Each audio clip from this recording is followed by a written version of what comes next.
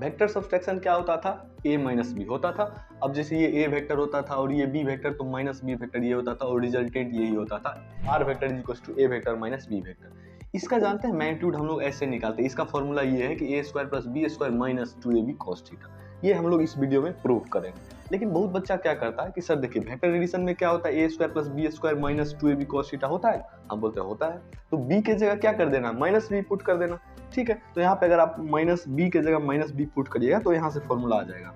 तो ये हो गया प्रूफ। जानते हैं ये एकदम गलत है, ये क्या है मेरे भाई, गलत है। क्यों? क्योंकि ध्यान से सुनिए, आप क्या कर रहे हैं, मैग्नीट्यूड के जगह पे माइनस बी पुट कर रहे हैं। और मैग्नीट्यूड क्या होता है, एक एब्सोल्यूट वैल्यू होता है। एब्सोल्यूट वैल्यू मतलब पॉजिटिव वैल्यू, ऐसा समझ में, मतलब मैग्नीट्यूड कभी निगेटिव नहीं हो सकता है, मतलब आप माइनस बी पुट नहीं कर सकते हैं।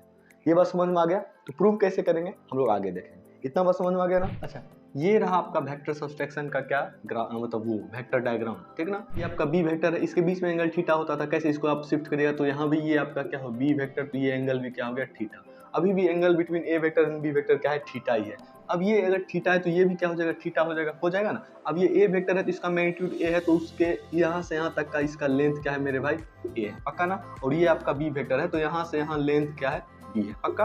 और ये आपका रिजल्टेंट है, मुझे ये आर ही ना निकालना है। अब ध्यान से देखिए मैं क्या कर रहा हूँ, ये एंगल अगर थीटा है तो यहाँ से यहाँ का लेंथ क्या हो जाएगा मेरे भाई, बी कॉस थीटा, होगा कि नहीं होगा। और यहाँ से यहाँ ये वाला लेंथ क्या हो जाएगा, सोच के बताइए, बी साइन थीटा होगा ना।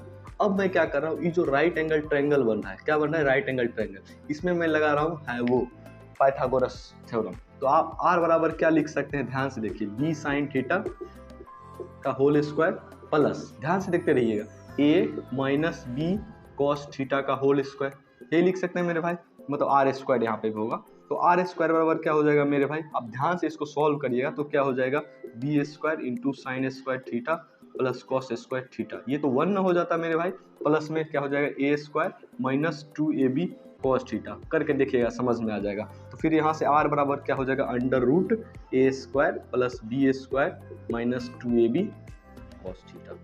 आ गया समझ में मेरे भाई, वेक्टर सब्सट्रैक्शन का ये फॉर्मूला होता है जो मैंने आपको प्रूव करके दे दिया, ठीक ना।